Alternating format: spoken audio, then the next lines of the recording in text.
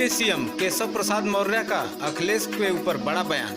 खबर उत्तर प्रदेश के लखनऊ से है। केशव प्रसाद मौर्य ने एक बार फिर अखिलेश यादव पर निशाना साधा है। उन्होंने कहा कि अखिलेश मुलायम सिंह यादव के कुनबे के आखिरी सुल्तान है, अब उनका कोई भविष्य नहीं है। मौर्य ने कहा कि मैं पिछड़े वर्ग से आता हूं, कमजोर हूं, इसलिए अखिलेश मुझ पर हमला करते हैं। पूर्व सीएम पर तंज कसते हुए मौर्य ने कहा कि अखिलेश उनके चाचा शिवपाल छोड़कर चले गए हैं, पिता मजबूरी में उनके साथ दिखाई देते हैं, उन्हें खतरा अपने परिवार से ही है। लखनऊ से ब्यूरो रिपोर्ट, उत्तर प्रदेश। अभी तो मैं आज पढ़ रहा था कि मायावती जी कह रही है जो बीजेपी बोलती है उस पर सपा चल रही है, सपा बोलती है कि जो भाजपा कह रही है उस पर बसपा चल रही है। लेकिन ये सब भाजपा के खिलाफ अभी कितने दिन चुनाव हुए हैं? मंत्री जी 19 का चुनाव पहले अखिलेश यादव की आईपी सिंह लगातार एक बात सिमिलर है कि भारतीय जनता पार्टी में सिर्फ आपको टारगेट किया जा रहा है और ट्विटर के माध्यम से। मैं जानता हूँ, मैं पिछड़े वर्ग से आता हूँ, कमजोर हूँ, इसलिए मेरे ऊपर हमला करते हैं। इसलिए अखिलेश यादव जी जानते हो अभी सदन के अंदर किस प्रकार से जहर उगलने का काम करते थे। लेकिन मैं कार्यकर्ता हूँ, हम तो सबका साथ, सबका विकास, सबको सम्मान। 24 में खतरा आपसे ज्यादा है उनको? 24 में उनको खतरा आपसे ज्यादा है? मुझसे क्या खतरा है? उनको खतरा अपने परिवार से है। उनके चाचा उनको छोड़ के चले गए, उनके पिताजी मजबूरी में उनके साथ दिखाई देते हैं, उनके चचा आजम खां जी अब उनसे प्यार नहीं करते हैं, सब उनको छोड़ करके एक एक करके जा रहे हैं। लेकिन उनसे मैंने कहा मुझे समझना है, क्योंकि राजनीति की दृष्टि से श्री मुलायम सिंह यादव जी के कुनबे के आखिरी सुल्तान कह लीजिए, वो आखिरी शासक उत्तर प्रदेश के थे। अब मुझे नहीं लगता है कि श्री अखिलेश यादव जी का कोई भविष्य। सर 8 मार्च 2019 को मुख्यमंत्री जी ने मेडिकल कॉलेज का शिलान्यास किया था और इसका निर्माण कार्य जो सब लक्ष्य था पूरा करने का वो 7 मार्च 2021 था।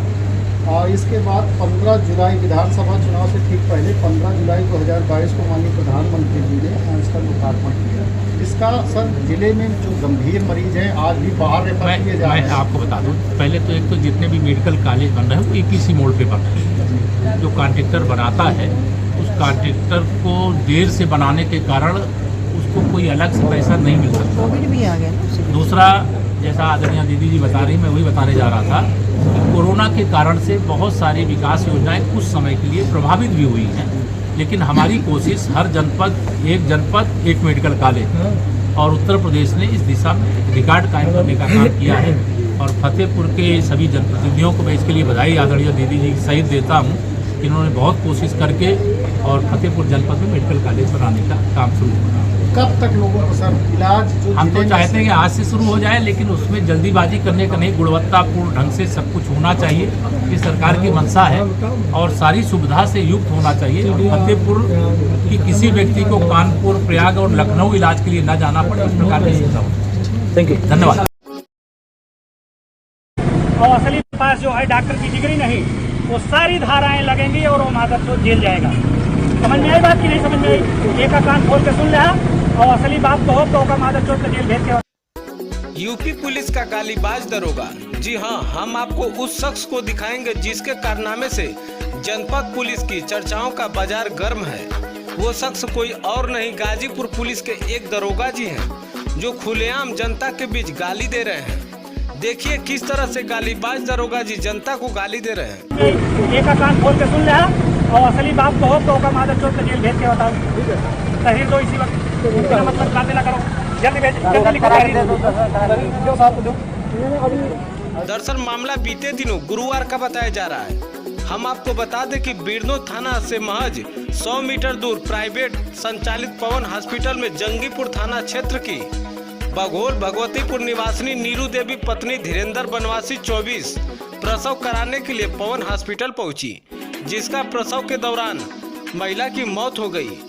गुस्साए ग्रामीणों ने आजमगढ़ मार्ग पर शव को रखकर धरना पर बैठ गए थे। सूचना पर पहुंची पुलिस ने मामला शांत कराने के बजाय मृतक महिला के परिजनों से उलझती हुई नजर आई है। देखिए ये रिपोर्ट।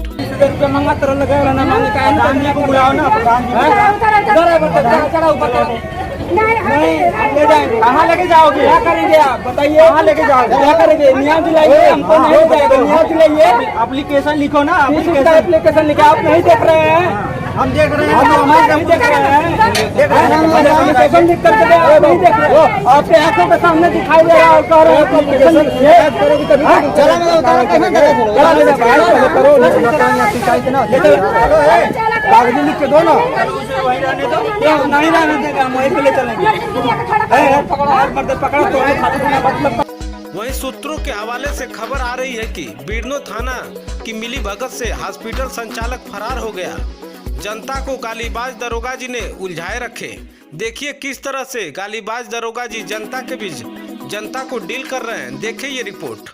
और असली पास जो है डॉक्टर की डिग्री नहीं, वो सारी धाराएं लगेंगी और वो मादक तो जेल जाएगा। समझ में आई बात की नहीं समझ में आई? एक का कान खोल के सुन लिया और असली बात को हो तो का मादक चोट को जेल भेज के बताओ। वहीं हम आपको बता दें कि दरोगा जी का वीडियो तेजी से सोशल मीडिया पर वायरल हो रहा है। गाजीपुर से ब्यूरो रिपोर्ट, उत्तर प्रदेश। युवती के अपहरण का प्रयास असफल, 3 हिरासत में। खबर उत्तर प्रदेश के वाराणसी से है। मड़ुआडीह थाना क्षेत्र के शिवदासपुर स्थित एक रिहायशी अपार्टमेंट में जा रही महेशपुर निवासी युवती को कार सवारों ने चांदपुर इंडस्ट्रियल एस्टेट के चेतना नगर के समीप अगवा कर लिया। युवती के चीखने चिल्लाने पर घबराए अपहरणकर्ता उसे कार के नीचे ढकेलकर भागने लगे। वहीं शोरगुल सुनकर जुटे क्षेत्रीय लोगों ने बच्चा चोर कहकर कार सवारों की जमकर पिटाई कर दी, कार को भी क्षतिग्रस्त कर दिया। घटना की जानकारी होने पर मड़ुआडीह थाना पुलिस सक्रिय हुई। भीड़ में उपद्रव कर रहे लोगों को तीतर बीतर करने के लिए पुलिस को हल्का बल का प्रयोग करना पड़ा। सीसीटीवी फुटेज के सहारे पुलिस घटना की सच्चाई पता करने की कोशिश कर रही है। पकड़े गए अभियुक्तों में अमरेंद्र कुमार तिवारी पुत्र अनिल कुमार तिवारी मिर्जाबाद थाना भावरकुल जनपद गाजीपुर, सारिक खान पुत्र सऊदुल हसन औरंगाबाद थाना चंद्रगंज, अरशद जमाल पुत्र जहीर अहमद लल्लापुरा सिगरा वाराणसी शामिल है। मड़ुआडीह थाना प्रभारी राजीव कुमार सिंह ने बताया कि पकड़े गए लोगों में से एक के ऊपर बनारस में कई थाने में मुकदमे दर्ज हैं। मड़ुआडीह थाना प्रभारी राजीव कुमार सिंह के अनुसार युवती की तहरीर पर पकड़े गए लोगों पर विधिक कार्रवाई की जा रही है। वाराणसी से वरिष्ठ पत्रकार सुनील कटियार की रिपोर्ट। गुंडा माफिया की गाड़ी से चलने वाला आज कानून व्यवस्था की बात कर रहे हैं। अनिल राजभर का ओपी राजभर पर बड़ा बयान, आइए देखें ये रिपोर्ट। खबर उत्तर प्रदेश के गाजीपुर से है, जहां यूपी के कैबिनेट मंत्री अनिल राजभर ने बड़ा बयान देते हुए कहा कि सुभाषपा अध्यक्ष ओपी राजभर को मीडिया का एक मनोरंजन का साधन बताया, तो वहीं दूसरी तरफ बिन पेंदी का लोटा भी बताया। मंत्री अनिल राजभर ने मीडिया के सवाल पर ये बात कही।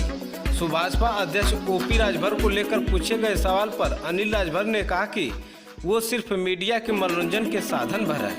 उन्होंने कहा कि बीजेपी किसी तोड़फोड़ पर विश्वास नहीं करती। उन्होंने कहा कि सिद्धांत विहीन राजनीति का कहीं अंत नहीं होगा। उन्होंने कहा कि लोगों को पता है कि उनका भला सिर्फ मोदी जी ही कर सकते हैं। मंत्री अनिल राजभर ने कहा कि ओम प्रकाश राजभर की छड़ी बगैर सहारे के नहीं खड़ी हो सकती। उन्होंने कहा कि ओपी राजभर गुंडे माफियाओं की गाड़ी से चलते थे, आज वो कानून व्यवस्था की बात कर रहे हैं। ऐसे नकारात्मक राजनीति का अंत होना ही जरूरी है। दरअसल हम आपको बता दें कि मंत्री अनिल राजभर बीजेपी के प्रभुत्व जन सम्मेलन में शिरकत करने गाजीपुर पहुंचे थे। गाजीपुर से हमारे सहयोगी संवाददाता हसीन अंसारी की खास रिपोर्ट। देखिए, कोई सच्चाई नहीं है। एक तो हम लोग ऐसे लोगों के बारे में बहुत बातचीत नहीं करना चाहते।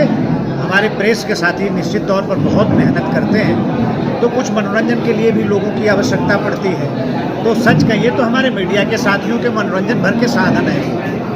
और जहाँ तक कोई तोड़ करता हो, भारतीय जनता पार्टी किसी को तोड़ने फोड़ने में कोई भरोसा नहीं रखती।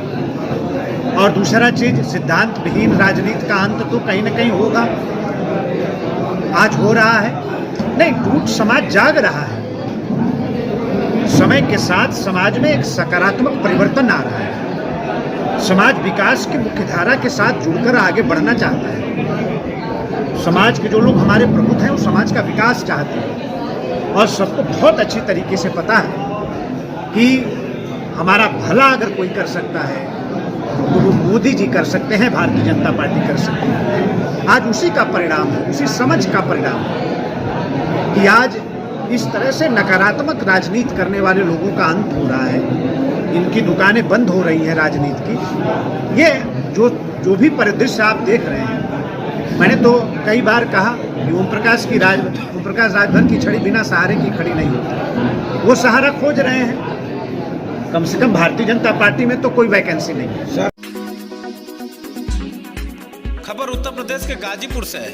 एंटी माफिया अभियान के तहत बड़ी कार्रवाई।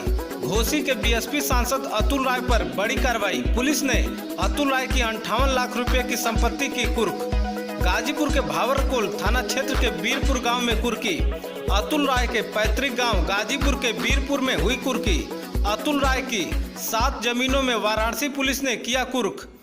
गैंगस्टर एक्ट 14(1) के तहत भेलूपुर थाने की पुलिस ने की कुर्की। गाजीपुर से हमारे सहयोगी संवाददाता हसीन अंसारी की रिपोर्ट। उत्तर प्रदेश सरकार द्वारा अपराध और अपराधियों के विरुद्ध और बेनामी संपत्ति जो उन्होंने अर्जित की है उसको कुर्क करने के तहत जो लंबे समय से अभियान चल रहा है, उसी के क्रम में आज अतुल सिंह उर्फ अतुल राय की जो बेनामी संपत्ति अर्जित की गई है उसके खिलाफ कार्रवाई चल रही है, जिसमें 7 गाँवों से टोटल रकबा 7 मौजे हैं। 1.418 हेक्टेयर रकबा है और उसकी मूल्य जो है कीमत जो है 58,13,800। धारा 14(1) के तहत पुलिस कमिश्नर न्यायालय से आदेश जारी हुआ। उसी के क्रम में आज पुलिस और राजस्व विभाग की संयुक्त टीम द्वारा कार्रवाई की जा रही है। सर, ये कार्रवाई मतलब गाजीपुर पुलिस के द्वारा है या वाराणसी पुलिस के द्वारा? संयुक्त टीम द्वारा की जा रही है। लीडिंग तो वहाँ के इंस्पेक्टर साहब भेलू वो हैं और यहाँ से CO सिटी साहब हैं और तहसीलदार मोहम्मदाबाद में स्वयं हूँ। यूपी में देर रात किशोरी को गन्ने के खेत में खींचकर 4 लोगों ने किया गैंगरेप। खबर उत्तर प्रदेश के लखीमपुर खीरी से है।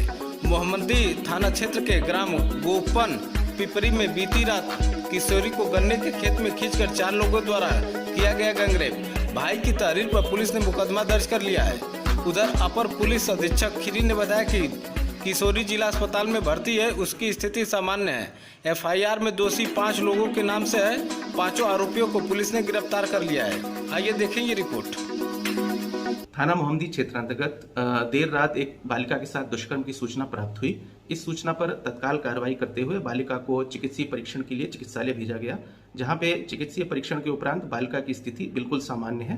तदुपरांत बालिका के मजिस्ट्रियल बयान कराए गए, जिसमें उस बालिका ने अपने ही गांव के 4 युवकों के नाम बताए जो बालिका से पूर्व में परिचित थे। बालिका के भाई ने जो थाने में तहरीर दी है उसमें 5 लोगों को नामजद किया गया है।